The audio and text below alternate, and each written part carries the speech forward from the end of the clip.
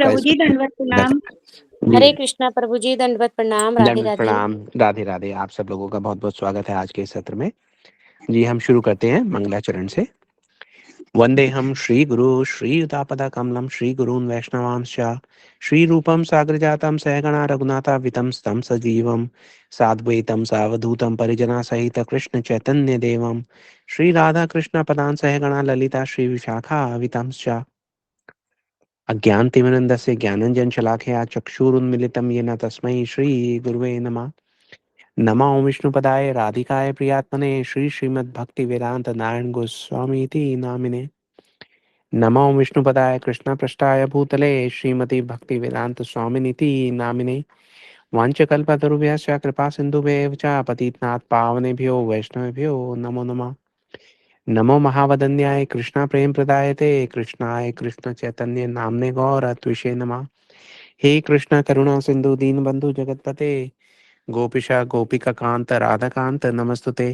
ताप्त कंचन गौरंगी राधे वृंदावनेश्वरी वृषभानुसुते देवी प्रणमामि हरि प्रिये। जय श्री कृष्ण चैतन्य प्रभु नित्यानंदा श्री अद्वैत गदाधर शिवासादि श्री गौर भक्त वृंदा। हरे कृष्ण कृष्ण कृष्ण हरे हरे हरे राम राम राम हरे हरे। सर्वप्रथम मैं अपने दीक्षा गुरु नित्य लीला प्रविष्टा श्री श्रीमद् भक्ति वेदांत नारायण गोस्वामी महाराज जी के अभय चरण कमलों में अनंत कोटि दंडवत प्रणाम ज्ञापन करता हूँ।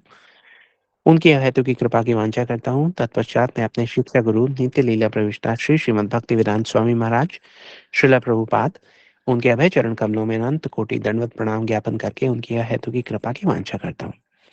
तत्पश्चात हमारे साथ जुड़े हुए सब वैष्णवियों के चरणों में यथा योग्य प्रणाम स्वीकार हो। आप सब लोगों का बहुत बहुत स्वागत है राम कथा के इस सत्र में। आज हम कथा करेंगे और कथा के साथ साथ हम कल जैसा कि हमने बात किया था अच्युत प्रिया दीदी जी की जो दादी जी हैं उन्होंने देह का त्याग कर दिया है। तो उनकी आत्मा की गति के लिए हम सब लोग मिलकर हम हरि नाम की एक माला करेंगे। 5 से 10 मिनट लगेंगे। हम सब लोग इकट्ठे मिलकर जो दिवंगत दादी जी हैं उनकी आत्मा के कल्याण के लिए प्रार्थना करेंगे। आप सबसे प्रार्थना है कि हमारे साथ अंत तक जुड़े रहें। चलिए कथा जो है हम प्रारंभ करते हैं। कथा हम कल हमने जहाँ छोड़ी थी वहीं से आगे बढ़ेंगे। कल हमने देखा कि किस प्रकार से त्रेता युग का जो धर्म है वो है यज्ञ का आयोजन।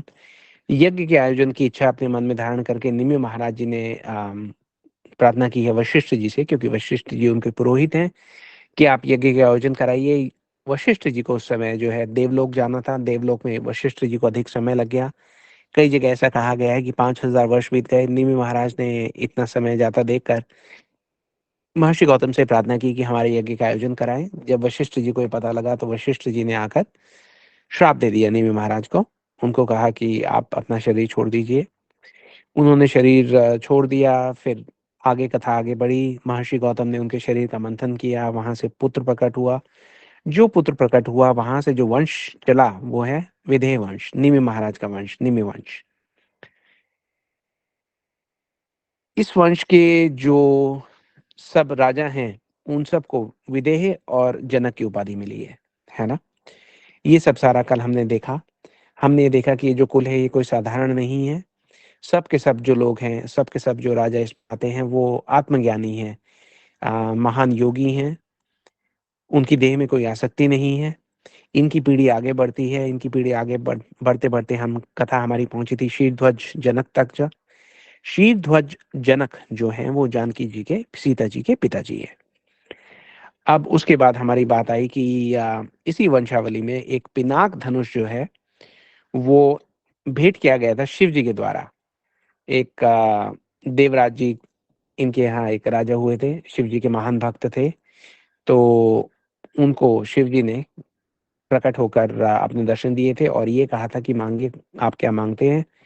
अब क्योंकि वो शिव जी के भक्त थे देवराज जी, उन्होंने कहा कि आप कोई ऐसी प्रिय वस्तु दे दीजिए जिससे हम आपका स्वरूप समझकर सेवा कर पाए। तो भगवान शिव प्रसन्न हो गए। उन्होंने उनको ये भी वरदान दिया था, उनको बताया था कि आपके कुल में तो स्वयं भक्ति देवी प्रकट होंगी।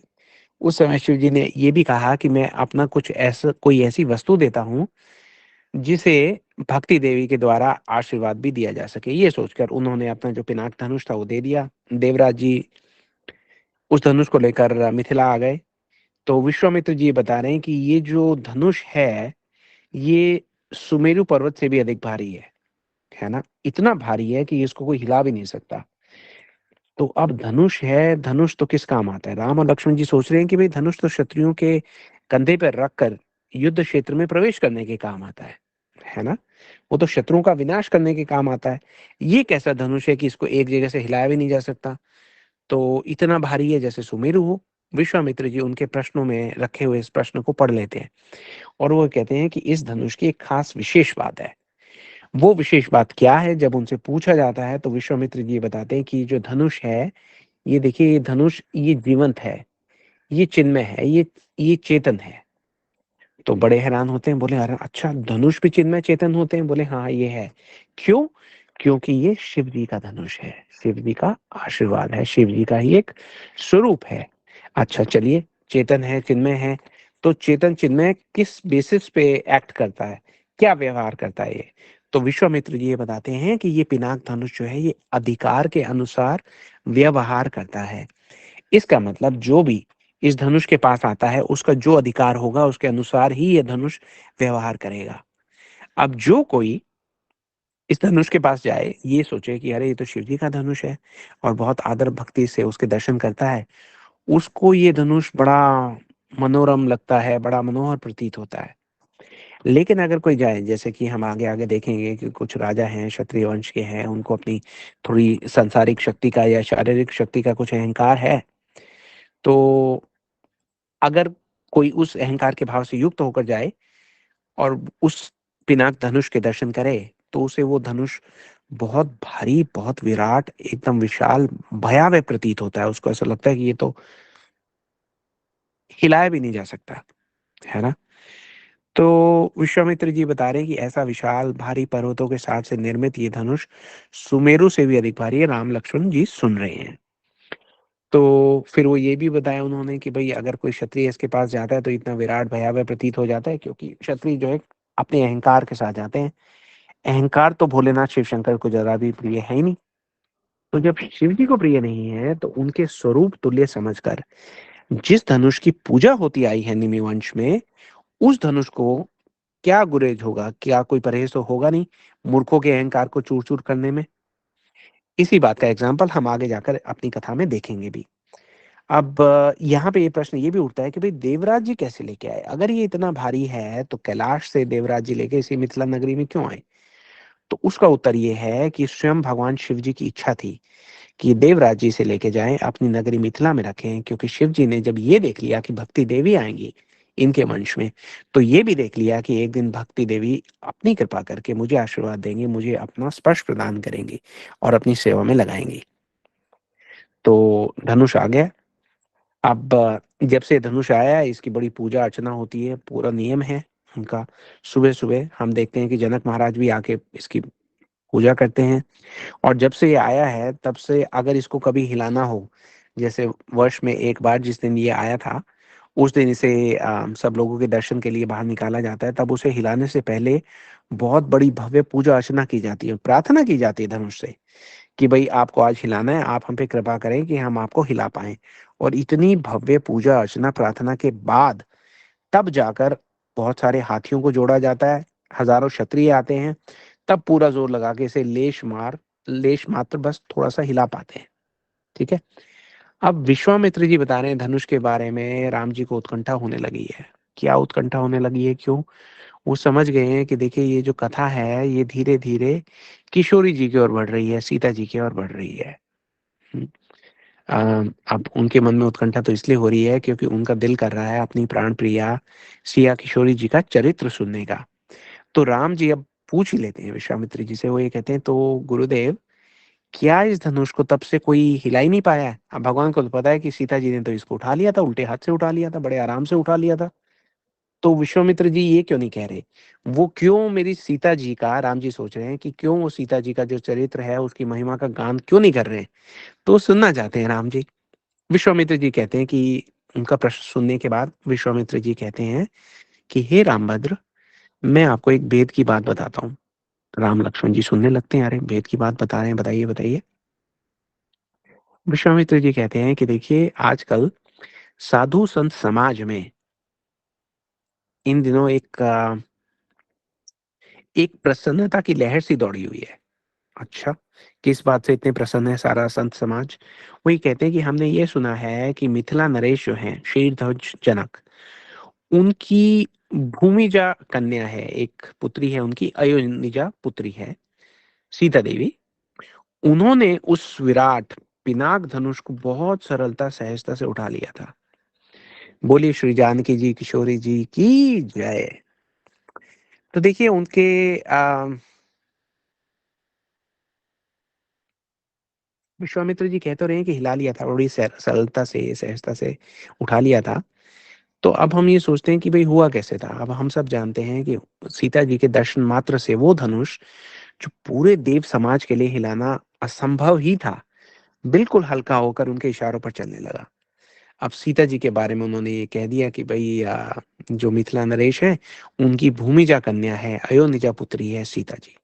तो अब सीता जी का नाम सुना तो राम जी के शरीर में तो प्राणों का नव संचार हो गया, समझिए। पूरे उत्साह से पूछते हैं, अरे गुरुजी, एकदम अनभिज्ञ बन के, जैसे उनको तो कुछ पता ही नहीं है। कहते हैं, गुरुजी भूमिजा कन्या, अयोनिजा, और आप कह रहे हैं जनक जी की पुत्री। तो भूमिजा का मतलब तो भूमि से उनका जन्म हुआ है और आप उनको पुत्री बता रहे हैं जनक जी की। तो ये क्या जो है पहेली है, आप इसके बारे में थोड़ा सा डिटेल में बताइए। मुझे ऐसा लग रहा है कि मिथिला नरेश की जो पुत्री है ये साधारण नहीं है, ये असाधारण है। और अविश्वसनीय बात तो ये हुई कि इनके लिए ये धनुष का हो गया। आपकी बातों से ऐसा लगता है कि इनके जन्म के पीछे कोई दिव्य कारण होगा। अब राम जी हाथ जोड़ के कहते हैं कि अगर आप हमें योग्य समझे तो इनके प्राकट्य के विषय में कुछ बताएं। अब विश्वामित्र जी सोचते हैं कि इसमें हैरानी की बात क्या है कि जानकी जी ने धनुष जो है उठा लिया। हम्म अब जानकी जी जो है देखा जाए तो शक्ति है भगवान की। अब परम तत्व शक्ति समन्वित होकर इस इस जगत की उत्पत्ति का, स्थिति का, लय का कारण तो वही है, और उनके मुंह से निकल भी जाता है। वो ये कहते हैं, विश्वामित्र जी कह रहे हैं कि जब परात्पर पुरुष अवतरण होता है तो उनकी अभिन्न पराशक्ति जो है सीता जी, वो भी उनके साथ इस धरा नाम पर आती ही है। इसमें हैरानी की क्या बात है? अब वो आगे बोलना चाहते हैं लेकिन बोलते बोलते विश्वामित्र जी थोड़ा सा रुक जाते हैं।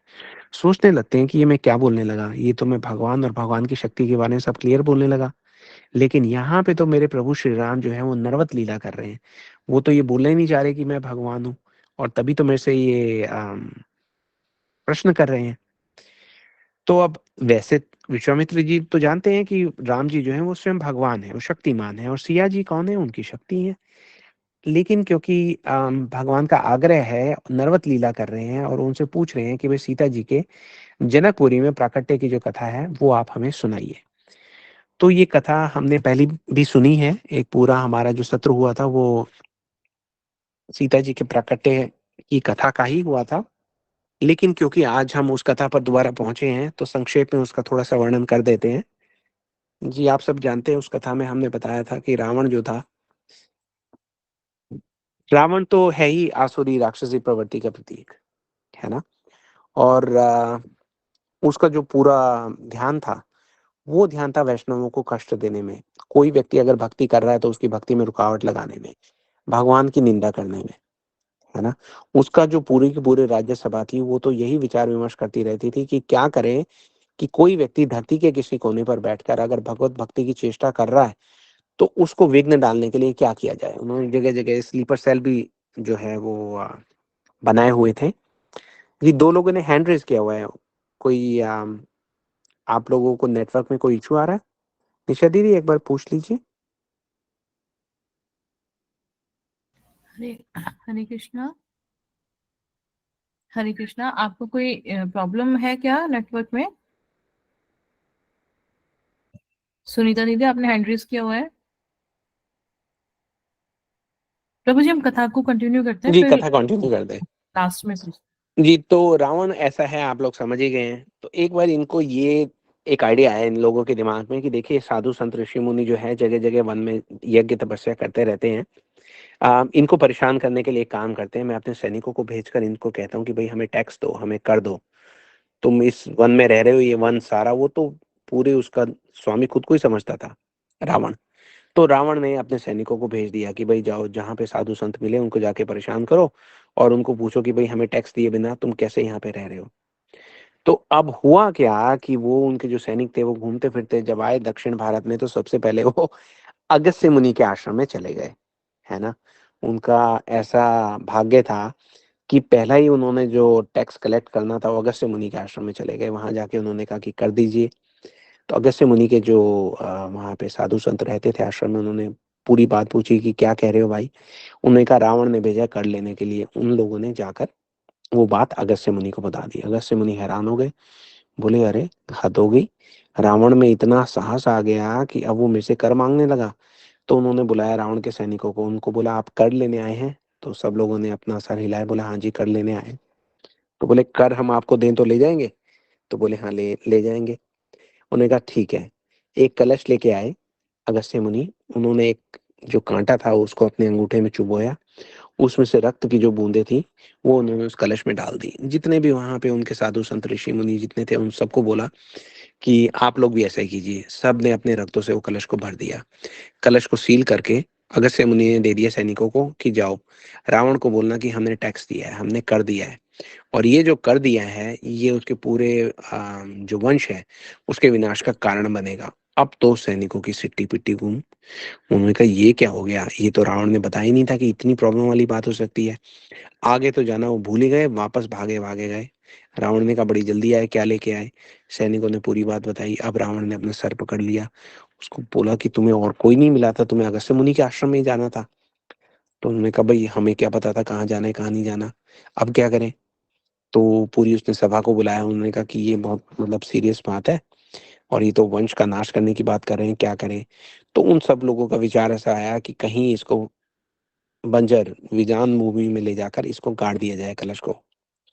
तो बहुत दूर ले गए। वो चलते चलते चलते चलते वहां पहुंचे जहां जनकपुरी की सीमा थी। तो जनकपुरी की सीमा में उन्होंने उसको गाड़ दिया।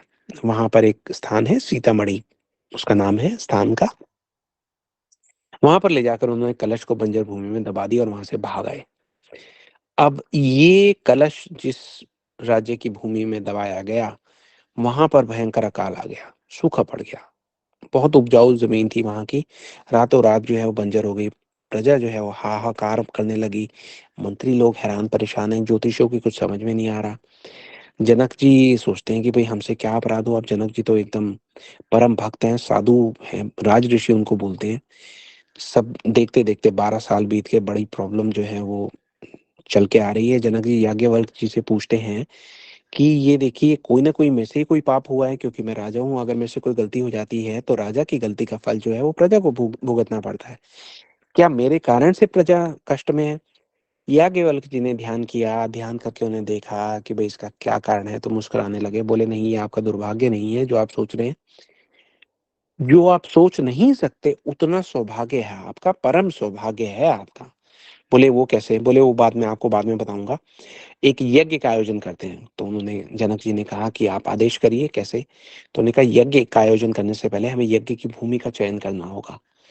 तो चलिए। अब वो निकलते हैं, उनके पीछे पीछे घूमते घूमते चलते चलते चलते चलते वहीं आते हैं जहां पर वो कलश दबा हुआ था। वहां पर याज्ञवल्क्य जी कहते हैं कि देखिए पहले इसको जो यज्ञ का जो भूमि है उसको आपको उसका शोधन करना पड़ेगा, उसे जोतना पड़ेगा। और जोतने के लिए हल में बैलों को नहीं लगाना। महाराज जनक और उनकी जो पत्नी सुनैना देवी हैं उनको वो हल लेकर घूमना पड़ेगा। वो हल लेकर घूमते हैं, घूमते रहते हैं। वैशाख शुक्ल नवमी तिथि का दिवस आता है। राजा रानी जो है वो को कलश को लेकर सॉरी हल को लेकर वहां पे घूम रहे हैं। गर्मी है, यूं समझिए कि ऊपर से सूरज जो है तप रहा है, और जब पवन चलती है, हवा चलती है, तो ऐसा लगता है कि आग बह रही है वहां पर। सोने का हल बनाया हुआ है राजा रानी से।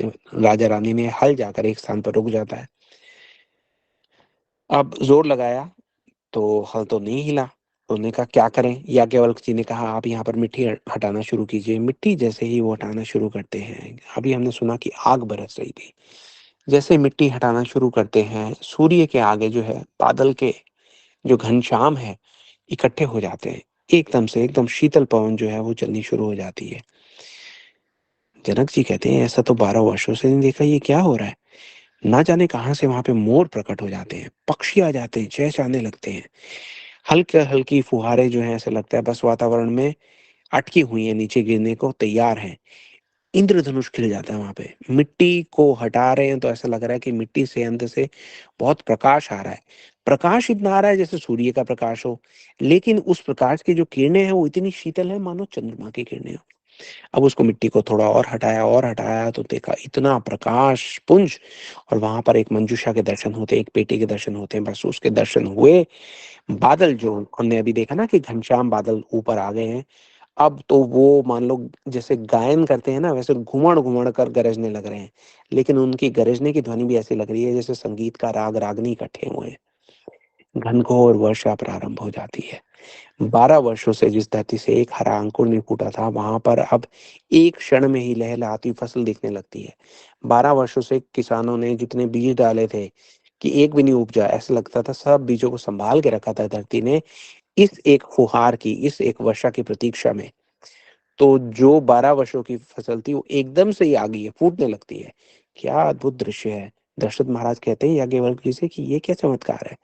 याज्ञवल्क्य जी कहते हैं चमत्कार तो अभी होना है, आप इसको खोल के देखिए, पेटी को खोल कर देखते हैं तो एक परम दिव्य लाली के दर्शन होते हैं उनको, सीता जी के दर्शन होते हैं। हम्म। प्राकट्य की कथा है, आप सब लोग सुन चुके हैं। जनक जी, सुनैना जी के हृदय में महान वात्सल्य जो है वो हिलोरे लेने लगता है। आ, सीता जी का नामकरण संस्कार होता है, धीरे धीरे उनका लालन पालन जो है वो बढ़ता है, बड़ी होने लगती हैं। उसी वंश में आई हैं जहां पर पिनाक धनुष रखा हुआ है। पिनाक धनुष पर आते जाते उनकी दृष्टि पड़ती रहती है। जैसा हमने सुना कि पिनाक धनुष जो है वो उसका पूरा वंश इकट्ठा होकर, सॉरी पूरा परिवार इकट्ठा होकर उसकी आरती करता है। विशेषकर जो जनक महाराज है, सुबह सुबह का उनका नियम है कि भाई वो क्या करेंगे कि जाकर धनुष की जो है वो पूजा अर्चना करेंगे, उसको शिव जी का स्वरूप मानते हुए। तो दासियां चली जाया करती थी, जनक जी के जाने से पहले उस स्थान की सफाई कर दिया करती थी कि वो अभी महाराज आएंगे तो वहां से जो पुराने पहले वाले दिन की चढ़ाई हुई धूप अगरबत्ती जो पुष्प सामग्री होती थी उसको हटा के साफ सफाई करके और नया जो सामग्री थी वो रख दिया करती थी। एक दिन क्या हुआ, वो दासी जो है समय पर नहीं आई, उसकी तबीयत खराब थी, किसी वजह से वो सेवा में उपस्थित नहीं थी। समय हो गया, सुनैना जी को अचानक याद आया कि अरे आज तो दासी गई नहीं है। उन्होंने जो है जानकी जी को कहा कि हे पुत्री, आप एक काम कीजिए, आप भाग कर वो जो पिनाक धनुष है उसके पास जाइए और उसकी साफ सफाई कर दीजिए, आपके पिताजी आते ही होंगे। जानकी जी जो है वो भाग कर वहां पे जाती हैं और उसकी साफ सफाई करती हैं। अब वो ध्यान से देखती हैं क्योंकि पिनाक धनुष अभी हमने कहा ना सुमेरु पर्वत के समान जो है वो भारी है, लेकिन एक चिन्मय धनुष है। जैसे ही ये भक्ति देवी को देखता है तो उनको प्रणाम करके, आप ये समझिए अपने हृदय से, व्यक्ति को अहंकार क्या होता है, हमारे जैसा व्यक्ति जब अहंकार का त्याग करता है तो वो उसका चित्त जो है वो हल्का होता है, शुद्ध होता है। तो यहाँ पर इसी बात को प्रकट करने के लिए कि किस प्रकार से शिव जी को प्रसन्न किया जाए, जब भक्ति देवी स्वयं प्रकट होती है तो शिव जी तो इतने प्रसन्न हो जाते हैं, एकदम हल्के हो गए। जानकी जी ने सोचा इसके नीचे की इतनी मिट्टी जमी हुई है, ये तो लोग दासियां आती हैं तो क्या सफाई करती हैं। उन्होंने उल्टे हाथ से धनुष को उठाया और उसको पूरा साफ कर दिया नीचे से। अब नीचे से साफ कर दिया तो भाग के आई थी, पुष्प तो लेकर आई नहीं थी। उन्होंने कहा पुष्प का क्या करूं। पास में ये वाटिका थी, उसमें पुष्प लगे हुए थे लेकिन ऊंचे लगे हुए थे। जानकी जी सोच रही हैं कि ये पुष्प कैसे तोड़े जाएं। फिर उनका ध्यान आता है ये धनुष किस काम आएगा, तो उल्टे हाथ से धनुष उठाकर उसको वो डाली में फंसाती हैं, डाली को नीचे खींचती हैं और सीधे हाथ से जो है पुष्प को चयन करती हैं और उसके बाद वहीं पे उसको धनुष को रख देती हैं, पुष्प उस पर सामने थाली में रख देती हैं कि पिताजी आएंगे पुष्प चढ़ाएंगे। ये करके देखती हैं कि अरे पिताजी तो आ रहे हैं, जानकी जी निकल जाती हैं वापस अपनी मैया के पास, वहां खेलने लगती हैं बच्चों की भांति, जैसे कुछ हुआ ही नहीं है। अब जनक जी आते हैं, पूजा आरती करते हैं, पुष्प चढ़ाने लगते हैं तो उनको लगता है ये क्या हुआ, ये तो धनुष किसी ने हिलाया है। सोचते हैं धनुष कौन हिला सकता है, शिव जी का धनुष, पिनाक धनुष कौन हिला सकता है, इसके नीचे की सफाई की तो किसने की। बड़े हैरान होते हैं, सुनैना जी को शब्द करते हैं, पुकारते हैं, उनको बोलते हैं सुनिए। सुनैना जी आती है, क्या हुआ। तो वो ये कहते हैं ये जो धनुष है ये किसी ने साफ किया था यहाँ पे, आज कौन आया था? तो सुनैना जी कहती है, हाँ साफ तो हुआ था, लेकिन क्या बात है, आप इतना चिंतित क्यों हैं? बोले मैं जो पूछ रहा हूँ आप उसका वो उत्तर दीजिए कि ये किसने किया है? तो कहते हैं जानकी ने किया है आज। अब महाराज जनक को तो कुछ समझ में नहीं आया, जोर जोर से आवाज लगा रहे, बोले जानकी, जानकी आइए। अब चारों बहनें जो खेल रही हैं, जानकी जी सोचती हैं कि क्या हो गया, पिताजी रुष्ट लग रहे हैं, किस बात से बुला रहे होंगे। तो भाग के जाती हैं बहनें भी पीछे पीछे, क्या हुआ हमारी दीदी को क्यों बुलाया गया है? तो सीता जी वहां जाती है तो उनसे पूछते हैं कि पुत्री ये आपने साफ किया? बोले हाँ साफ किया। बोले हम समझे नहीं, आपने किया क्या? तो बोली देखिए मैं यहाँ पे आई तो मैंने देखा कि इस धनुष के नीचे बहुत सारी धूल मिट्टी जमा है, मुझे उसको ठीक से साफ करना था, इसलिए मैंने इसको उठाया और नीचे से साफ कर दिया। दशरथ सॉरी जनक महाराज कहते हैं उठाया? किस क्या उठाया? सीता जी कहती है ये धनुष उठाया। बोले धनुष उठाया? कौन सा धनुष? बोले पिताजी ये जो धनुष है सामने, पिनाक धनुष, ये उठाया। और कौन सा धनुष? बोले तुमने धनुष उठाया, कैसे उठाया? तो सीता जी कहती हैं पिताजी ऐसे उठाया। जाती हैं उल्टे हाथ से वापस धनुष उठा देती हैं। हाथ गया सीता जी का धनुष की ओर, धनुष ऐसा लगता है कि प्रतीक्षा में था, सीधा उनके हाथ में आ गया। अब दश जो जनक महाराज है वो वहां पे बैठ जाते हैं। सीता जी को कहते हैं आप रख दीजिए इसको। रख देते हैं। तो सीता जी कहती है पिताजी कोई गलती हुई? बोले नहीं कुछ नहीं हुआ पुत्री, आप जाइए। बच्चे वहां से चले जाते हैं। अब सुनैना जी और जनक जी दोनों हैरान, एक दूसरे को अवाक देखे जा रहे हैं कि ये क्या हुआ। तो प्रसन्नता भी है कि देखिए शिव जी इसका मतलब बहुत प्रसन्न है। उनको क्या पता शिव जी इसी क्षण की प्रतीक्षा में तो यहाँ पे बैठे थे कि कब वो सीता जी के दर्शन करेंगे, और अब तक वो इसलिए बैठे हुए हैं कि जिस दिन राम जी के दर्शन कर लेंगे उस धनुष का जो जीवन है वो पूरा हो जाएगा। जीवन का लक्ष्य यही था, सीताराम के दर्शन। उसके बारे में हम आगे कथा में दोबारा सुनेंगे। खैर चलिए, अब यहाँ पर जब ये बात आती है कि भाई सीता जी ने उल्टे हाथ से उठाया और नीचे रख दिया, तो अब जनक जी जो हैं वो बड़ी चिंता में पड़ जाते हैं। सुनैना जी कहती हैं भाई ये तो प्रसन्नता की बात है, ऐसा लगता है हमारी पुत्री दिव्य। लगता क्या है, हमें तो पहले दिन से पता है। तो जनक जी कह रहे हैं देवी आप एक बात नहीं सोच रही। बोले वो क्या? बोले ऐसे विलक्षण कन्या के लिए जो वर होगा वो भी तो इनकी बराबरी का होना चाहिए। इस धनुष को तो पूरे मानव समाज में तो छोड़िए, देव समाज में कोई नहीं उठा सकता, तो शिव जी का है। तो बोले अब इनके लिए मैं वर कहाँ से लाऊंगा जो इसको उठा सके? तो ऐसा सोचते हैं, फिर शतानंद जी से, याज्ञवल्क्य जी से परामर्श करते हैं, और वो ये कहते हैं कि देखिए जिस धनुष ने आज आपको ये दिखाया है कि वो सीता जी के हाथ में जा रहा है, वही धनुष आपको सीता जी के वर की ओर लेकर जाएगा। आप समय आने पर एक धनुष यज्ञ का आयोजन कीजिएगा। धनुष यज्ञ में आने वाले जितने भी जो वो होंगे राजा राजकुमार होंगे, उनमें से ऐसा जो होगा कि वो इस धनुष को उठा सके, उन्हीं के साथ सीता जी का विवाह कीजिएगा। तो जनक जी महाराज कहते हैं कि ठीक है। अब विश्वामित्र जी, अब हम वापस चलते हैं क्योंकि स्टोरी जो है विश्वामित्र जी से शुरू हुई थी। तो विश्वामित्र जी ये बता रहे हैं राम जी को कि हे रामभद्र, ये वही धनुष यज्ञ है जिसका निमंत्रण हमारे पास 2 दिन पहले आया है कुमकुम पत्रिका में। लगता है कि ये धनुष आप ही की प्रतीक्षा में था। एक यज्ञ की तो आपने यहाँ पर रक्षा की है, अब एक और यज्ञ है जो आपको पुकार रहा है। राम जी भी समझ जाते हैं कि पिनाक धनुष उन्हें पुकार रहा है, लेकिन वो चुपचाप वहां पे बैठे बैठे गुरु जी की बात सुन रहे हैं। गुरु जी कहते हैं चलिए हमारी यात्रा जो है वो आगे बढ़ती है, क्योंकि एक पिनाक धनुष ही नहीं है, कोई और भी आपकी प्रतीक्षा में है। कौन है प्रतीक्षा में? विश्वामित्र जी कह रहे हैं कि युगों युगों से प्रतीक्षा में है। कौन है ये जो भगवान राम की प्रतीक्षा में है, युगों युगों से प्रतीक्षा में है? इसके बारे में सुनने के लिए हम आप सब लोगों को आमंत्रित करते हैं कल के सत्र में। हमारे साथ आइए, जुड़िए और जानिए क्या दिव्य कथाएं हैं। भगवान किस प्रकार से, जब भक्त नहीं जा पाता भगवान के पास, तो भगवान चलकर स्वयं भक्त की ओर आते हैं। कौन है जो प्रतीक्षा में, और भगवान कैसे उन तक पहुंचेंगे, इसके बारे में सुनने के लिए आप लोग कल हमारे साथ जुड़िएगा। अब आज की इस कथा के बाद हम आपसे 10 मिनट और आपके चाहेंगे। हमें पता है कि आपका समय जो है बहुत बहुमूल्य है, लेकिन एक बहुत विशेष अवसर है। देखिए इस संसार में जैसे ही जीव जो है, जैसे ही एक आत्मा एक शरीर में प्रवेश लेती है, तो उसी समय जो काल का कमान है वो एक तीर छोड़ देता है, मृत्यु का तीर, हमारी ओर बढ़ने के लिए। ये तीर जो है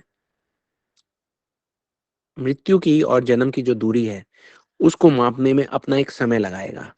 किस समय से किस गति से ये तीर चलेगा हम में से किसी को नहीं पता, लेकिन जब ये तीर आके हमें स्पर्श करता है तो हमें इस शरीर का त्याग करना पड़ता है।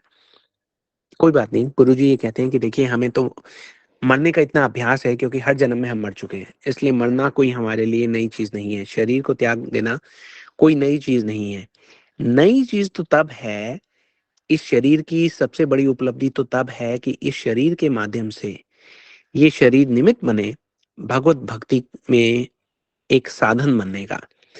तो इस शरीर के हमारे जो रिश्तेदार हैं, जितने संबंधी हैं, अगर उनमें से कोई भक्त निकल आए तो आप ये समझिए कि उनके पूरे परिवार का कल्याण हो जाता है। हमारी परिवार के सदस्य हैं अच्युत प्रिया दीदी, उनकी जो एक उनकी दादी जी, उन्होंने अभी देह त्याग की है, अभी 1-2 दिन पहले ही। उनकी हमने एक तस्वीर मंगाई है। निशा दीदी अगर पॉसिबल हो तो स्क्रीन पे उनकी तस्वीर डालिए। जी, इनकी जो आत्मा है उन्होंने शरीर को छोड़ दिया है। आत्मा की अब यात्रा शुरू होती है। जैसा आप जानते हैं कि वहां पर आत्मा जो है 13 दिन तक रहती है उस घर में, और ये हमारे पास अंतिम मौका होता है कि उस शरीर के लिए हम जो भी करना चाहें वो हम कर सकते हैं। तो हमारी आप सब लोगों से प्रार्थना है कि इस कलयुग का जो धर्म है वो है हरि नाम संकीर्तन। तो संकीर्तन का मतलब ये है कि जब हम सब मिलकर इकट्ठे होकर भगवान के नाम का जाप करते हैं तो उसे संकीर्तन कहते हैं। आज हमारी आप सबसे प्रार्थना है कि 10 मिनट तक आप हमारे साथ बने रहिए। हम हरे कृष्णा महामंत्र का जाप करेंगे, एक माला करते हैं, और माला के बाद हम भगवान से आंख बंद कर हाथ जोड़कर यही प्रार्थना करेंगे कि इस माला का जो फल है ये दादी को दिया जाए, ताकि उनका जो अगला जन्म है वो भक्ति से परिपूर्ण हो। उनको एक ऐसे परिवार में जन्म मिले जहाँ बचपन से ही उनको भक्ति की जो सुविधाएं हैं वो मिले। ये एक बहुत बड़ी उपलब्धि है। जब ऐसा होता है तो आप सोचिए कि हमारे लाखों जन्मों का कष्ट जो है कट गया, क्योंकि जिस स्टेज तक जाने में हमें लाखों जन्म लगते हैं वहां पर हम हरि नाम के बल पर बहुत जल्दी पहुंच सकते हैं। इसी को गति कहते हैं, स्पीड में पहुंचने को ही गति कहते हैं। तो चलिए आप सब लोग हम हरे कृष्णा महामंत्र का जाप करते हैं। आप सब लोग जहां हैं वहां पे अगर आप कर सकें तो जोर जोर से बोलिए, अगर वो संभव नहीं है तो धीरे धीरे बोलिए, और हमारे साथ बोलते बोलते एक माला का मतलब है 108 मन के 108 बार इस महामंत्र का जाप करेंगे। 10 मिनट लगने चाहिए, और वो जाप करके आप उस नाम को दादी जी को दे दीजिए। यही हमारी आपसे प्रार्थना है। निशा दीदी, are we ready? Who is leading? जी, आपके पास माला है तो आप शुरू कीजिए, और जैसे ही माला पूरी होगी आप हमें बता दीजिएगा। We will stop with you. सब लोग अपने अपने जो माइक है वो अनम्यूट कर लीजिए, और सब मिलके हरे कृष्णा महामंत्र का जाप करेंगे हम सबके सब लोग। तो आप लोग सब अपने माइक जो है वो अनम्यूट कर लीजिए।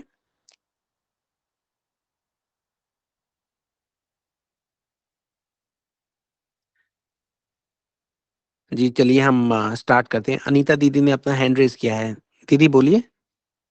प्रभु जी, अगर सब लोग माइक अनम्यूट कर लेंगे ना, फिर किसी का भी समझ में नहीं आएगा। बेटर कि कोई एक चैंट करे और बाकी सब भी उसको फॉलो करें, और अपने आप को म्यूट ही रखें। जी एक काम करते हैं, क्योंकि जितने ज्यादा लोग एक साथ आवाज जाएगी उतना अच्छा है। जो लोग बैकग्राउंड नॉइस नहीं है जिनके पास, वो लोग अनम्यूट कर लीजिए। जिनके पास थोड़ी बैकग्राउंड नॉइस है वो उसको म्यूट ही रखिए। अच्युत प्रिया दीदी आज हैं हमारे साथ? हाँ जी। हरे कृष्णा दीदी, जी आप लीड कीजिए, है ना? दीदी आपकी आवाज बहुत कम आ रही है। प्रभु जी आप कर दीजिए स्टार्ट। जी ठीक, जी हम स्टार्ट करते हैं। आप लोग हमें ज्वाइन कर लीजिए जो करना चाहें। जी निशा दीदी, जी मेरे हाथ में माला नहीं है, आपके हाथ में माला है, आप मुझे बताइएगा जब एक माला पूरी हो जाएगी तो रुक जाएंगे हम। जी ठीक है, करिए। जी प्रारंभ करते हैं। जय श्री कृष्ण चैतन्य प्रभु नित्यानंद श्री अद्वैत गदाधर श्रीवासादि श्री गौर भक्त वृंदा। हरे कृष्ण कृष्ण हरे हरे राम राम राम हरे कृष्ण कृष्ण हरे हरे राम हरे कृष्ण हरे राम हरे राम हरे कृष्ण राम राम हरे हरे हरे राम कृष्ण हरे कृष्ण हरे राम हरे हरे कृष्ण हरे कृष्ण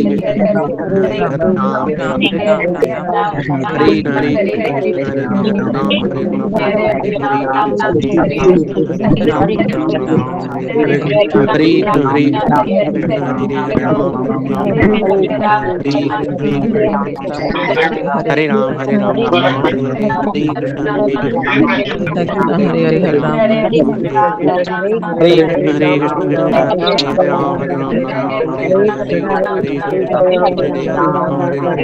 हरे कृष्ण हरे राम हरे राम राम राम हरे कृष्ण हरे कृष्ण हरे राम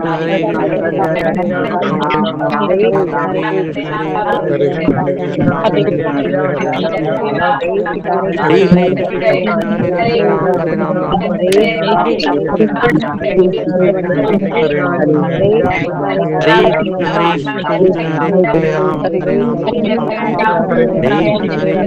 हरे हरे हरे कृष्ण हरे कृष्ण हरे हरे हरे राम कृष्ण हरे राम हरे राम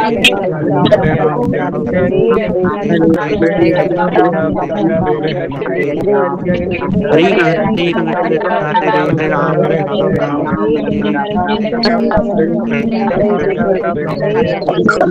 हरे हरे हरे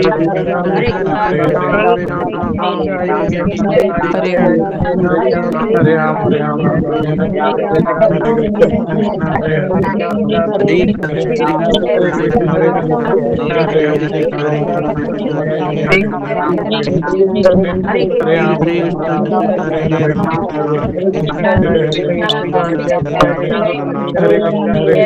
राम हरे कृष्ण हरे हरे कृष्ण हरे राम हरे राम राम हरे कृष्ण हरे राम हरे राम राम हरे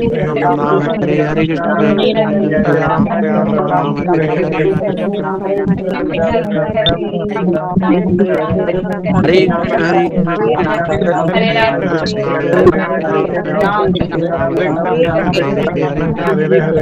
हरे हरे राम हरे राम हरे कृष्ण हरे कृष्ण हरे हरे कृष्ण हरे हरे कृष्ण हरे राम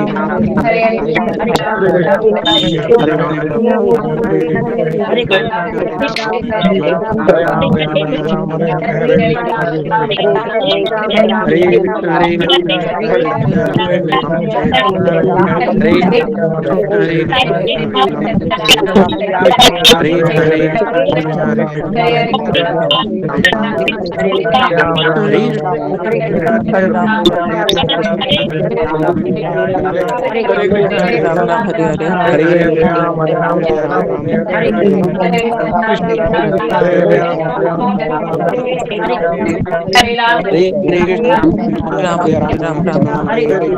हरे हरे कृष्ण राम हरे कृष्ण हरे कृष्ण हरे राम राम हरे हरे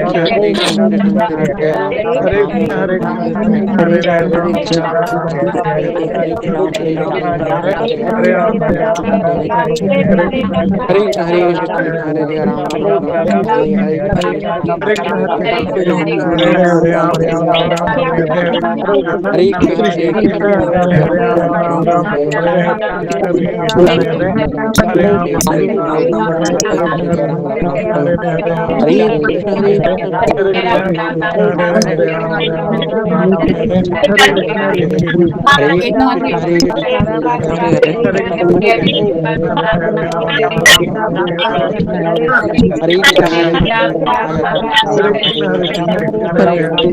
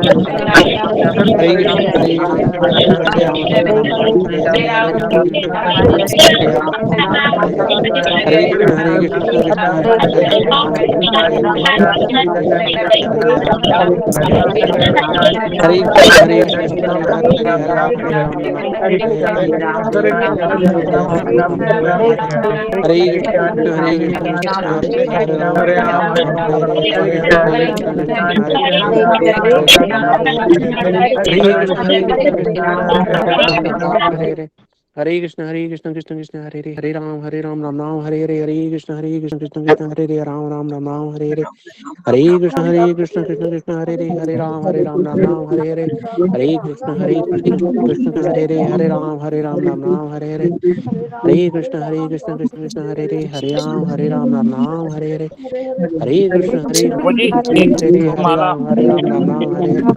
हरे कृष्ण हरे राम राम राम हरे कृष्ण हरे राम राम राम हरे कृष्ण हरे राम राम राम हरे कृष्ण हरे राम राम राम हरे कृष्ण हरे राम राम राम हरे कृष्ण हरे राम राम राम हरे जय श्री कृष्ण चैतन्य प्रभु नित्यानंद श्री अद्वैत गदाधर श्रीवासादि श्री गौर भक्त वृंद जय हो जय श्री गुरुदेव की जय परम दयाल नित्यानंद जय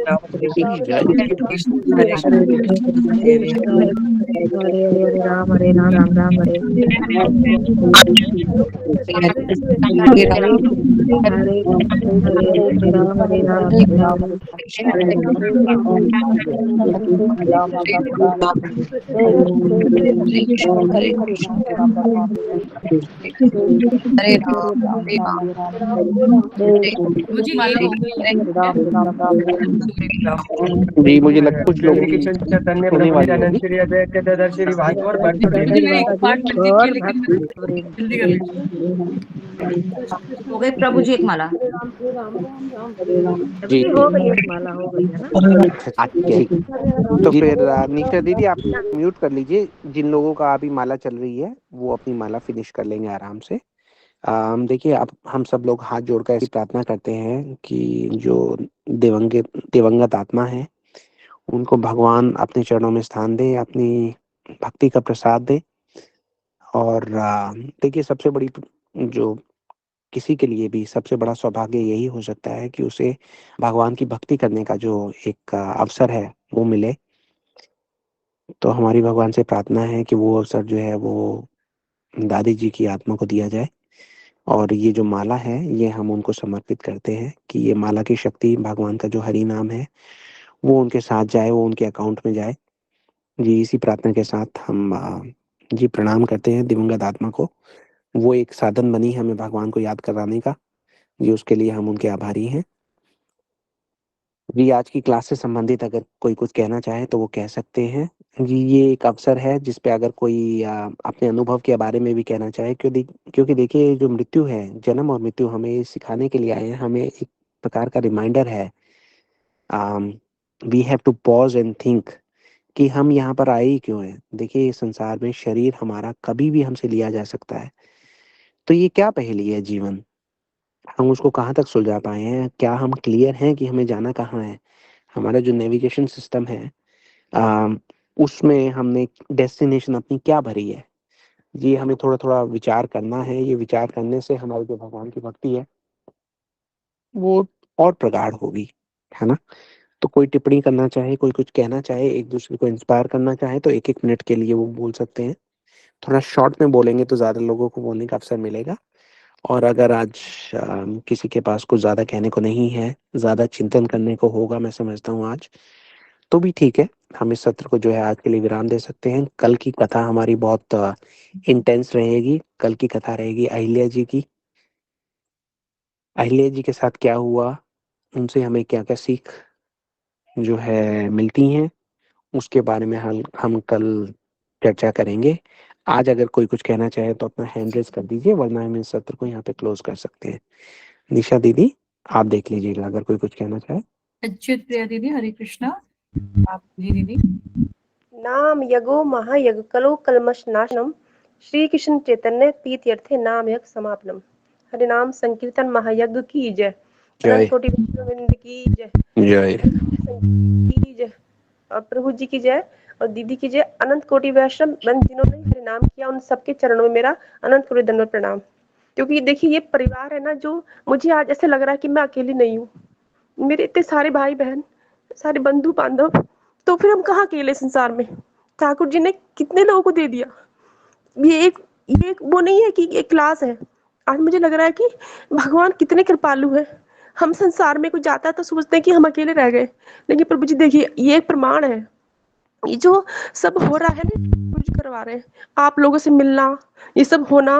तो आज प्रभु जी हम लोग ऐसे विदा किया, मैंने उनको मेरे द्वारा, जो मैं इनको वैष्णव तिलक लगा के और उनको पूरा स्नान करा के, क्योंकि बड़ी जय। बहू मैं ही हूँ, तो फिर जी। उनके साथ हमने तुलसी का आसन रखा और हरि नाम का जाप किया, मेरे बच्चों ने, मैंने। हालांकि प्रभु मेरे घर में कोई भक्त नहीं है, लेकिन ठाकुर जी ने ऐसी व्यवस्था की है ना कि शायद मुझे निमित्त बनाया तो उनकी गति हुई। प्रभु देखो जी, आप सबने नाम किया उनके लिए, तो उनका जी। क्या अच्छा भाग्य रहा कि प्रभु जी वो 105 साल की थी। मायने रखता, हम तो नहीं जी पाएंगे इतना, ना हमें जीना भी नहीं है कि इस भगवान का नाम लेते बस मर जाए एक दिन, एक हम यही शरीर छोड़ दें, धाम में छोड़े। प्रभु जी आप सबके लिए मेरी इतनी विशेष है कि आप सबकी भक्ति बढ़े और ठाकुर जी आप सब पर कृपा करें जिन्होंने हरि नाम किया है। और हम जो संसार में सबको जाना है, लेकिन हमारे लिए भी कोई ऐसे करे, तो बस ये प्रार्थना है कि हमारा भी भगवान के चरणों में ध्यान रहे और हमारे लिए भी कोई, यदि हमारे अंत समय मुख से हमारे ना शब्द निकले, तो कोई हमारे निमित्त करे। तो प्रभु जी आप सबका मैं कैसे शुक्रिया करूं, क्योंकि ये बात नहीं कि आपने किया, क्योंकि मुझे लग रहा है कि आज मैं अकेली नहीं हूँ। मेरे बच्चे भी सुन रहे हैं कि मतलब कितने भगवान दयालु, वो कैसे कृपा करते हैं, वो मैं आज जान गई हूँ प्रभु जी। इसलिए मेरे पास शब्द नहीं है। आप सबका बहुत बहुत धन्यवाद। हरि बोल, निताई गौर हरि बोल। निताई और गौर प्रभु जी मैं यहाँ प्रेमानंद, पर हूँ, हरि हरि देखिए बोल। जबकि आज हमने उनका संस्कार किया है और जी। मेरी व्यवस्था ऐसी कि मैं क्लास ले पाई, वरना था मुझे लग रहा था मैं 3 दिन नहीं ले पाऊंगी। तो भगवान व्यवस्था करते हैं, यदि हम चाहते हैं ना, तो कोई मरे जिए, हमें भगवान का साथ नहीं छोड़ना है तो नहीं छोड़ना, तो भगवान साथ देते हैं। ये मेरे लिए आज हो गया। हालांकि मैं जी। एक कोने में बैठी रहती, मैं सभी करती, लेकिन भगवान ने व्यवस्था की। देखिए मैं क्लास ले रही हूँ, अन्यथा मुझे नहीं लगा था मैं ले पाऊंगी इतने सारे लोगों के बीच में ना, तो व्यवस्था की है, देखिए अब मैं ले रही हूँ। तो ये सबके लिए एक प्रमाण है कि भगवान की शरणागत जो होता है, भगवान उसका योगक्षेम हम करते ही हैं और हमेशा करते रहेंगे। हरि बोल। जी। हरि बोल दीदी, हरि बोल। जी, और कोई कुछ कहना चाहे? निशा दीदी देख लीजिए। राजकुमार प्रभु जी।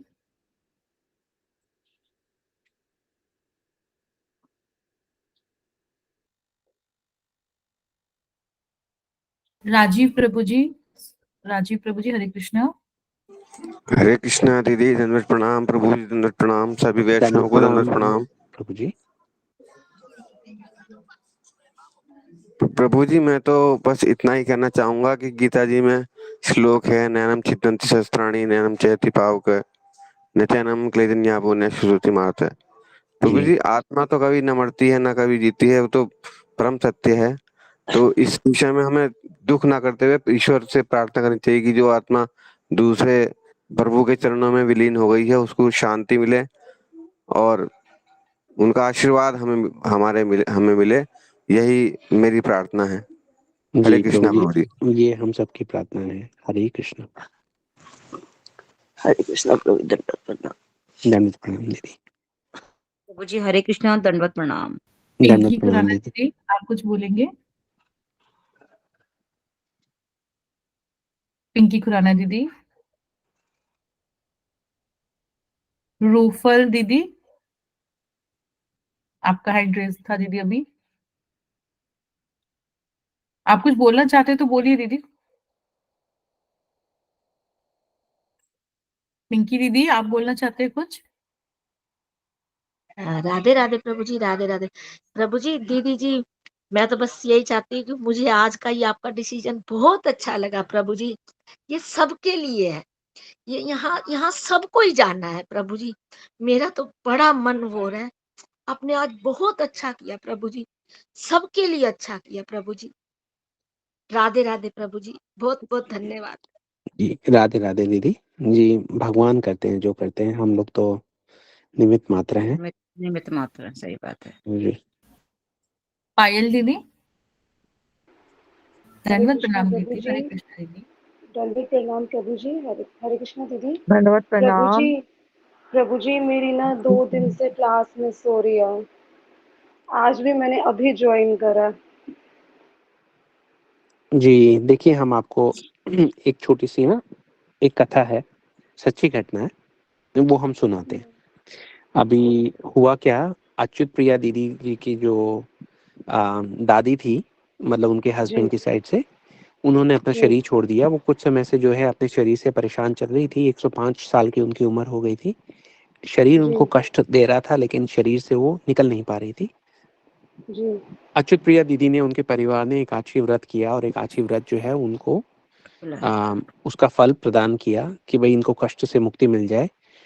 तो उस जी एकादशी फल के प्रभाव से उनको शरीर से मुक्ति मिली, और उनका बहुत सुंदर अंतिम संस्कार भी हुआ। उसके बाद आज जी हमारे पूरे ग्रुप ने मिलकर उनके लिए हरिनाम भी किया है। तो अच्छा ये बताते जी हैं कि भगवान किस प्रकार, कहाँ हमारा जो भजन है उसको भगवान व्यर्थ नहीं जाने देते। किसी ने क्या पता कब कहाँ क्या भजन किया होगा जो उनके अंतिम समय में उनके पास आ जाता है। ठीक है। जी एक कथा जी ये है कि एक बार की बात है कि कोई एक हरे कृष्णा सन्यासी थे, वो अमेरिका में गए हुए थे।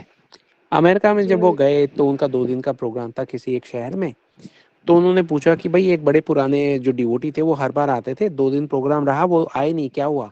तो उन्होंने कहा कि उनकी तबीयत खराब है, तो वो हॉस्पिटल में एडमिट है। तो उन्होंने कहा, अरे हॉस्पिटल में एडमिट है, पहले बताते तो मैं उनके पास मिलने जाता। अब तो मेरे पास समय नहीं है, मेरा तो प्लेन है शाम का। तो किसी ने उनको बोला कि आपका जो एयरपोर्ट का रास्ता है उसके बीच में ही उनका हॉस्पिटल पड़ता है, अगर आप चाहें तो हम आधे घंटे पहले निकल जाएंगे और उनसे मिलते हुए चले जाएंगे। तो उन्होंने कहा कि हाँ, ये आइडिया तो बहुत अच्छा है। तो उन्होंने कहा, उनसे मिलते जाएंगे तो एक काम करते हैं, ठाकुर जी का अभिषेक हुआ था तो उनका चरणाभिषेक थोड़ा सा ले लेते हैं, और ठाकुर जी की जो प्रसादी माला है और जो तुलसी माला है वो हम साथ में ले लेते हैं, उनको हॉस्पिटल में भेंट करते जाएंगे उनके स्वास्थ्य लाभ के लिए, और वहां से हम अपना प्लेन पकड़ लेंगे। तो ऐसा उन्होंने कहा। आप लोग म्यूट कर लीजिए, देखिए इस कथा को बहुत ध्यान से सुनिएगा। तो अब ये उन लोगों ने प्रोग्राम बनाया कि ठीक है, आप अपने बैग वगैरह ले आइए। उनका पूरा सामान आ गया। उन्होंने कहा कि हम आधे घंटे पहले निकल जाएंगे, 10 मिनट का रास्ता है, 10 मिनट हॉस्पिटल में लगेंगे और 10 मिनट पे हम वापस फ्रीवे पे आ जाएंगे और एयरपोर्ट की तरफ निकल जाएंगे। तो अब उनकी पूरी तैयारी थी। उन्होंने चरणाभिषेक ले लिया ठाकुर जी का, तुलसी का पत्ता ले लिया, प्रसादी माला ले ली और निकल पड़े। अब वो हॉस्पिटल के लिए उन्होंने फ्रीवे से कट लिया कि हॉस्पिटल जाएंगे। हॉस्पिटल की ओर पहुंचे। वहां पे जाके उन्होंने कहा कि भाई इन से मिलना है। उन्होंने बोला कि इस वार्ड में आप चले जाइए। वार्ड में जब गए तो उनका बेड जो था वो खाली था। उन्होंने कहा, क्या हुआ भाई, ये यहाँ पे हमारे जानने वाले थे, वो तो यहाँ पे नहीं है। तो किसी ने कहा कि वो स्कैन के लिए गए हैं, उनको जो हॉस्पिटल वाले हैं उनको स्कैनिंग के लिए लेके गए हैं दूसरे सेक्शन में हॉस्पिटल के। तो उन्होंने कहा, अच्छा कितनी देर लगेगी? हमारे पास तो केवल 10 मिनट है, 10 में से भी 5 मिनट तो हो गए, 5 मिनट रह गए। तो उन्होंने ये कहा कि भाई उनको आने में कम से कम 1 घंटा लगेगा, और अभी तो वहाँ दूसरे सेक्शन में गए हैं, वहाँ पे कोई मैसेज वगैरह भी नहीं जा सकता। उनको पता भी नहीं था कि किसी ने आना है, अदरवाइज वो शायद वहाँ पे उनको मिल जाते। अब वो जो डिवोटी थे, डिवोटी क्या वो सन्यासी थे, वो ये सोच रहे हैं, अरे अब तो हमारे पास समय नहीं है। तो वो ये बोले कि मेरी समझ में अब ये नहीं आ रहा कि भाई ठाकुर जी ने अपना चरणाभिषेक मेरे हाथों भिजवाया है यहाँ पे, और उसमें तुलसी का पत्ता रखवाया है, उनकी प्रसादी माला है ना? अब ये मैं इनको दे नहीं पाया, तो उनको लग रहा था कि भाई मैं क्या करूँ, क्या ना करूँ? इनके पास बेड पे रख लूँ, बाद में मिल जाएगी, या मैं खुद उनको प्रदान करता तो मुझे भी अच्छा लगता। अब ये सोच में थे ही, इतने में किसी ने उनके कंधे पे हाथ रखा। पीछे मुड़े उन्होंने, तो देखा एक लेडी खड़ी हुई है। लेडी बोलती है कि are you some type of monk? तो मतलब आप कोई धर्म धर्मात्मा टाइप के हैं? तो उन्होंने कहा, "ब- आप मतलब ऐसा सोच सकते हैं कि हाँ वैसे ही कुछ हूँ मैं।" बोली, क्या हुआ? तो लेडी बोली कि मेरे जो हस्बैंड है वो चर्च में प्रीस्ट हैं, मतलब पादरी हैं चर्च में, और उनका अभी एक्सीडेंट हो गया 1 घंटे पहले। और उनकी मतलब बड़ी तमन्ना थी कि अगर कभी उनकी अंतिम समय आए तो कोई ना कोई मतलब उनका धर्म कर्म करने वाला कोई पास में होना चाहिए जो भगवान का नाम उनके कान में ले दे। तो बोली कि अब इतने कम टाइम में तो कोई भी नहीं है, डॉक्टर ये कह रहे हैं, उन्होंने 10 मिनट मतलब मुश्किल से उनके पास, उनकी ब्रीदिंग पैटर्न बड़ा डिस्टर्ब हो गया है, तो आप जाकर उनके कान में भगवान का नाम बोल सकते हो। तो अब वो सोचे कि भगवान देखो तुम्हारा इंतजाम, मेरा इस व्यक्ति से कोई लेना देना नहीं, हम तो जिससे मिलने आए थे वो हमें मिला नहीं, और आपने मेरे हाथों अपना चरणाभिषेक भेजा, तुलसी का पत्ता भेजा, प्रसादी माला भेजी। मेरे मन में ये विचार डाला कि भाई ये इसका मैं क्या करूं? ये जैसे ही मैंने आपसे प्रश्न पूछा कि आपने ये भेजा तो किसके लिए भेजा, इतने में ये लेडी आ गई मुझे ये बताने के लिए कि किसके लिए भेजा है। वो ये कहते हैं ओके लेट्स गो। तो वहां पे वो गए, तो उसका पादरी जो था बेचारा, वो एक्सीडेंट था, he was on his death bed anyway, उसके गले में उन्होंने माला डाल दी। उसने ऐसे ऊपर सर उठा के मतलब उनको देखने की कोशिश की और मुंह खोला। मुंह खोला, उसपे तुलसी का पत्ता रखा गया और उसने वेट की कि तुलसी का पत्ता रखा जाए। तुलसी का पत्ता रखा गया, हिज आईज रोल्ड बैक, जैसे आराम से शांति अब उसको आई हो तुलसी का पत्ता रखने पे। और जो चरणाभिषेक था उसकी 2-4 बूंदे उन्होंने मुंह में डाल दी। नॉर्मली डॉक्टर्स वहां के अलाउ नहीं करते पेशेंट को छेड़ना, लेकिन वो रूम से बाहर चले गए थे क्योंकि उनको पता था अब इनका अंतिम समय आ गया है। उसके बाद उन्होंने पूरा हरे कृष्ण महामंत्र जो आज आप लोगों ने किया है, 100 से ज्यादा परिवार हमारे साथ इकट्ठे हैं, उन्होंने वहां पे हरे कृष्ण महामंत्र का जाप किया। उनके चारों तरफ घूम घूम के करताल निकाल ली अपने वो बैग से। 2-3 डिवोटीज जो उनके साथ गाड़ी में थे वो भी उनके साथ आए हुए थे। पूरा उन्होंने कीर्तन किया, 5 मिनट 10 मिनट उन्होंने लगाए। उन्होंने कहा ये बात मैंने दिमाग से छोड़ ही दी कि आज का प्लेन उड़ जाए तो उड़ जाए, यहाँ पे इस व्यक्ति के जो प्राण है वो उड़ने वाले हैं, वो ज्यादा इंपॉर्टेंट है। वो बोले कि हम आधा घंटा वहां पे रुके, हमने पूरा कीर्तन किया ये देखते हुए कि भाई अभी ये व्यक्ति है। जब उसने आंख बंद कर ली, शरीर छूट गया, तब उन्होंने वहां पे प्रणाम करके बोले अब भागते हैं हम एयरपोर्ट। अब उनको ये था कि हमारा प्लेन तो जो है वो आज मिस हो ही जाएगा क्योंकि हम लेट हैं। जब वो एयरपोर्ट पे पहुंचे तो पता लगा कि उनका जो प्लेन है वो आज लेट आया, वेदर खराब होने की वजह से, इसलिए वो 1 घंटा लेट चलेगा। तो भगवान ने कदम कदम पे उनका इंतजाम किया हुआ था। एक ऐसा व्यक्ति जो चर्च में था, शायद उसको बाद में उन्हें पता लगा कि वो एट्थ एडवेंटिस्ट चर्च एक होती है, वहां के लोग जो है वेजिटेरियन होते हैं, वो मीट नहीं खाते। तो वो उसका पादरी था। तो उसने मतलब एक शुद्ध भाव से भगवान का ध्यान किया होगा अपने जन्म में कभी ना कभी, और उसके मन में इच्छा आ गई कि भाई जब मेरा अंत काल आए तो कोई भगवान का नाम मेरे कान में बोल दे। तो देखो भगवान किससे किस बात पर प्रसन्न हो जाते हैं, कोई ठिकाना नहीं है। हमारी तो यही प्रार्थना है कि हम भी आ, जब भी शरीर छोड़ें तो भगवान का नाम जो है हमारे ध्यान में रहे, क्योंकि अगर भगवान का नाम नहीं रहा तो कुछ और रहेगा, और कुछ और रहा तो वो हमारे लिए अच्छी बात नहीं है। तो इस घटना से हमें ये प्रेरणा मिलती है कि अगर हम अपने मन में एक सिंसियर प्रेयर लाएंगे कि हे भगवान, अम, आप हमारा ध्यान रखना, जब हमारा शरीर शरीर तो छूटना ही है, वो उसके बारे में तो अभी हमें कुछ करना ही नहीं है, क्योंकि शरीर तो हमारे ही निर्माण किया हुआ है, भगवान ने तो दिया नहीं है, तो हमारे कर्मों ने निर्माण किया है, इसमें किसी और को कंप्लेन करने का कोई मतलब नहीं है। इस जीवन में आने वाले जो सुख हैं वो भी हमारे द्वारा ही प्रदत्त हैं, दुख जो है वो भी हमारे द्वारा ही निर्मित है। इसके लिए भी किसी और को कोई दोष देने की आवश्यकता नहीं है। केवल एक ही चीज हम कर सकते हैं, इसमें भक्ति को जोड़ सकते हैं। और हमने ये देखा ऐसी ऐसी तो बहुत कहानियां कथाएं हैं, जैसे जैसे जो समय आता है उस वक्त वो वापस याद आ जाती है, वरना आधी से ज्यादा तो मैं भूल गया हूँ। लेकिन इतने लोगों से इतनी बातें सुनी है जी। हमारा जीवन जो है ना वो चमत्कारों से भरा पड़ा है, इसलिए हमें चमत्कार अब चमत्कार नहीं लगते। आज मैं सोच रहा था कि कितने सारे लोग हैं इस संसार में, और किसी भी एक व्यक्ति की जो आवाज है वो एक जैसी नहीं है।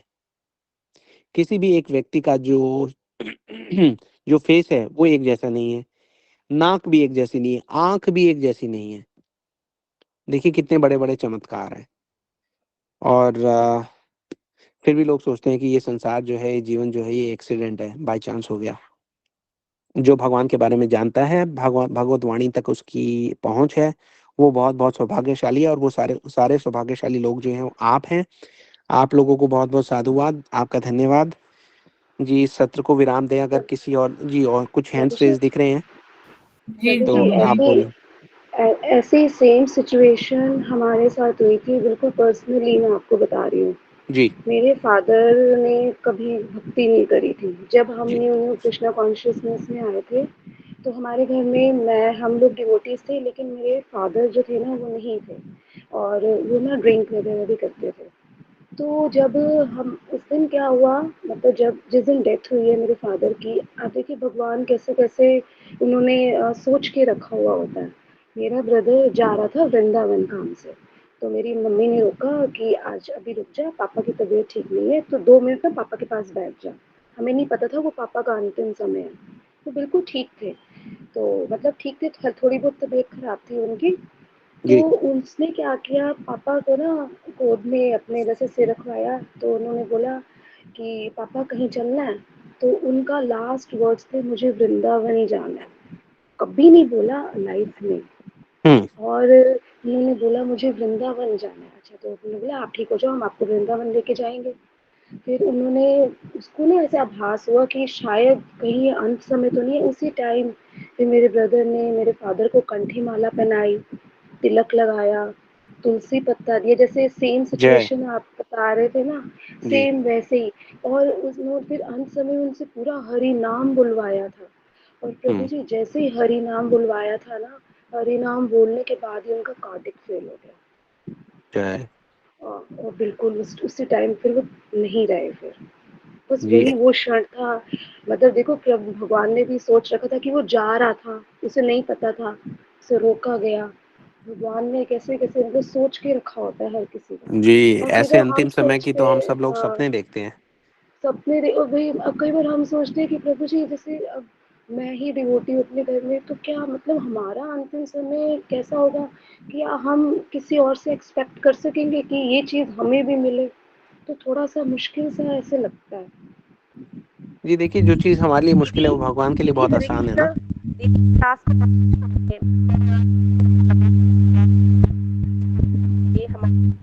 चित्र दीदी आपकी वॉइस नहीं आ रही है।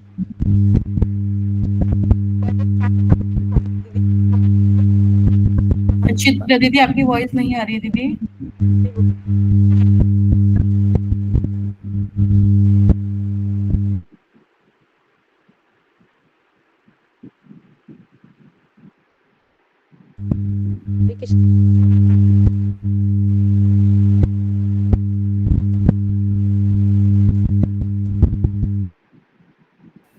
हरे कृष्णा। हरे कृष्णा। कोई और कुछ अपने विचार रखना चाहेंगे? राज गौतम प्रभु जी आपका हैंड रेज है, प्लीज आप बोलिए। जी प्रभु जी हरे कृष्णा।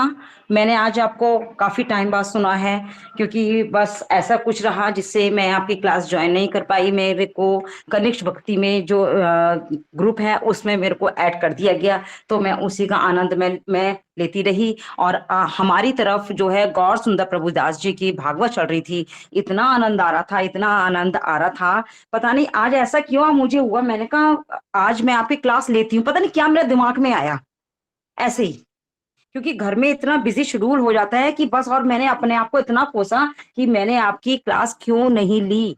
मैं रोज देखती थी। काफी टाइम बाद आज मैंने आपकी क्लास ली प्रभु जी। मुझे और जो आपका विचार था वो इतना अच्छा लगा। ये जो दीदी ने हमें बताया, जिनकी दादी जी एक्सपायर हो गई थी, वही ऐसा जो भाव थे वो मेरे मन में आ रहे थे। जो दीदी ने बताया सब कुछ, कि ऐसा ही सब जाना तो सभी को है, कोई आगे कोई पीछे, लेकिन ऐसा जी भी कोई हो कि हमारे लिए कोई हरिनाम करे प्रभु जी। मैंने बहुत बार आपसे बात करने की कोशिश करी, लेकिन आपका नेटवर्क मिल नहीं रहा था, क्योंकि जो भी मैंने आप सीखा है ना वो आपसे ही सीखा है।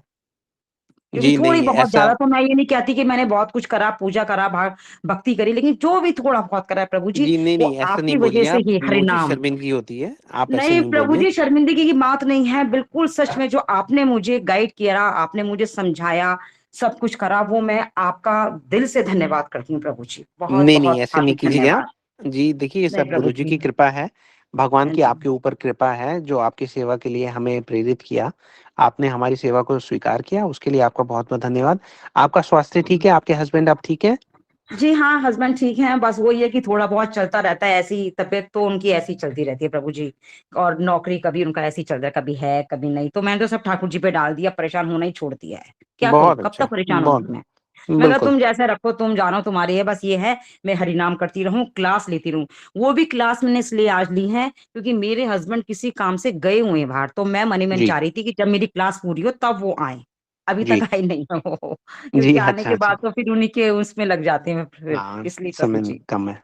जी, कोई बात जी हाँ, नहीं। जी जी जी। ठीक है दीदी। तो जी, बहुत प्रभु अच्छा जी कुछ लगा। ऐसा ऐसे हो सकता है जो हमने क्लास नहीं ली है वो हम फिर एक बार दोबारा से हम सुन हाँ, जी, जी, आप हमारे राम कथा वाले ग्रुप में हैं?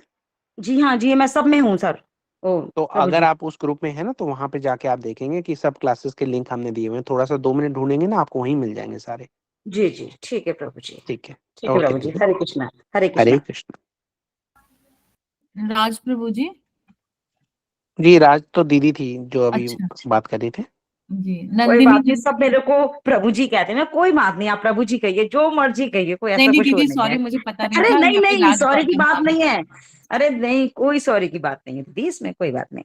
जी, हरे कृष्णा। नंदिनी दीदी, हरे कृष्णा। हरे कृष्णा, दंडवत प्रणाम प्रभु जी, दंडवत प्रणाम दीदी। दंडवत प्रणाम दीदी। हरे कृष्ण। दीदी। प्रभु जी, एक ऐसा इंसिडेंस मतलब हमारे यहाँ पे भी हुआ था। मतलब मेरी फ्रेंड थी और उनका ऐसे ही फोन आया था, जैसे उस दिन उन दीदी ने आपसे प्रश्न किया था ना कि मतलब क्या करें, प्राण नहीं छूट रहे, उनकी नानी जी थी। तो जी, सर, ऐसी व्यवस्था प्रभु जी ने बनाई उनके लिए कि मतलब उन्होंने कभी एकादशी की थी अपने टाइम में, पर उस लास्ट स्टेज पे तो वो ना बोल पा रही थी, काफी वृद्ध हो चुकी थी, तो मतलब बहुत वैसी अवस्था थी उनकी। तो जैसे मतलब उनके बेटे रहते हैं दिल्ली, तो वो भी उनके लास्ट मोमेंट पे नहीं आ पाए, और ये सब भगवान की प्लानिंग ऐसी हुई कि उनकी 5 बेटियां, तो ये सब गए थे। तो अब मैंने किसी सीनियर डिवोटी से पूछ के ऐसे बताया उन्हें, तो उन्होंने यही बोला एकादशी करो, इनको हरि नाम सुनाओ। तो उनकी बेटियां उनके पास रही डेथ बेड पे, मतलब जैसे वो थी तो उनके साथ में रह के मतलब वो चैंटिंग करती रहती थी, उन्हें सुनाती रहती थी। तो मतलब ये बहुत, मुझे तो लगा भगवान ने बहुत कृपा करी उन पे, मतलब और ऐसी प्लानिंग ऐसी हुई कि बेटे आते तो शायद ये भी ना हो पाता, हरि नाम न सुनने मिलता, क्योंकि हम्म, वो लोग भक्ति में भी नहीं थे मतलब। तो इन दीदियों ने मतलब ऐसा किया, तो मतलब बहुत अंत में उनके प्राण भी वैसे, और सब लोगों ने उनके लिए एकादशी की। तो प्रभु, हम हम्म, तो ये कृपा चाहते हैं कि भगवान हम पे भी ऐसी कृपा करें, हमारे लिए कोई तुलसीदास देने वाला हो अंत में, और ऐसे। जी, जी, जी। मैं बस यही बताना चाह रही थी नहीं उनका नहीं, देखिए, एक्सपीरियंस। हम सब लोग अगर एक दूसरे के साथ हैं, एक दूसरे को हम हरि नाम का आशीर्वाद देते रहते हैं, तो एक दिन वो भी संभव होगा। भगवान संभव कराएंगे, वो तो सब पता है उनको क्या कैसे करना है। अम, प्रभु जी, ये भी लगा कि एकादशी महारानी की ये कृपा रही उन पे कि हाँ उन्होंने कभी जी, दिन अंत एकादशी समय में तो कुछ लोगों ने उनके लिए जी, एकादशी भी करी और हरि नाम भी सुनाया उन्हें। बिल्कुल। धन्यवाद प्रभु जी। थैंक यू दीदी। हरे कृष्ण। हरे कृष्णा। राजीव प्रभु जी, आपने एक बार प्रश्न कर लिया है, कि आपका कोई और भी प्रश्न है?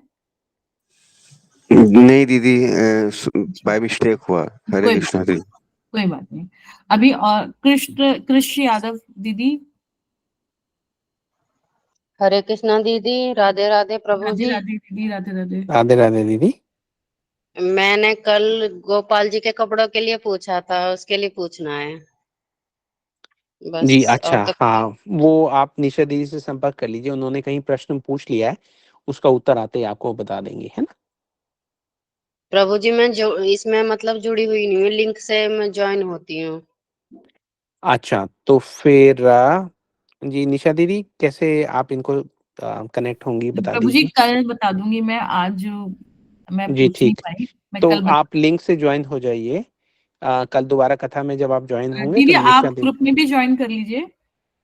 दीदी वो रुफुल दीदी के जरिए मैं हुई थी ना, तो वो लिंक भेज देती हैं, अभी ऐसे हुई नहीं हूँ दीदी आप उनसे ग्रुप में भी मैंने। ज्वाइन कर लीजिए, आपको फायदा ही होगा, आपको लाभ ही होगा, क्योंकि हाँ ग्रुप में जी। सारे रिकॉर्डिंग्स भी आती हैं, प्रश्न उत्तर वाले क्विज भी आता है, तो हाँ बहुत सारे और भी हम कथाओं के लिंक देते रहते हैं, तो आप तो मुझे वृंदावन जाने मतलब वो वृंदावन जाएंगे ना अगले महीने, तो ये सोच रहे थे कि वहीं जाके वृंदावन में हो शायद, मेरा भी मन है जाने का, तो जी मैंने जी, सोचा। आपको कल इसके बारे में हम और गाइडेंस दे देंगे। कोई ऐसी इमरजेंसी तो नहीं है ना अभी आज की? नहीं नहीं, वैसे बस ऐसी पूछ रही थी। हाँ हाँ, नहीं आपको पता कर देंगे, कोई प्रॉब्लम क्योंकि आप नहीं। ग्रुप में भी ऐड हो जाइए, मैं रूफल दीदी को लिंक भेज दूंगी, वो आपको ग्रुप में ऐड कर देंगे। जी दीदी धन्यवाद दीदी, मैं कह रही थी उनसे, मैंने कि मुझे ज्वाइन करवा दो, कह रही थी कि मैं भेजूंगी करूंगी। जी, आप अपना नंबर भिजवा दीजिएगा, उनको नंबर दे दीजिएगा, वो आपका नंबर मुझे दे देंगे, तो मैं आपको ऐड कर दूंगी।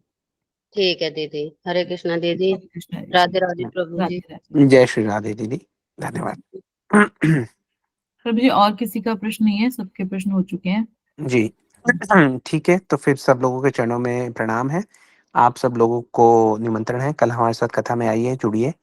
कथा बहुत प्रगाढ़ होगी, बहुत इलेक्ट्रिसिटी से कहाँ, यहाँ है ही नहीं इलेक्ट्रिकल पॉइंट। जी ठीक। हरे कृष्णा, जय श्री राम, जय श्री राधे। जय श्री राधे हरे हरे कृष्णा कृष्णा, प्रभु जी, राधे राधे।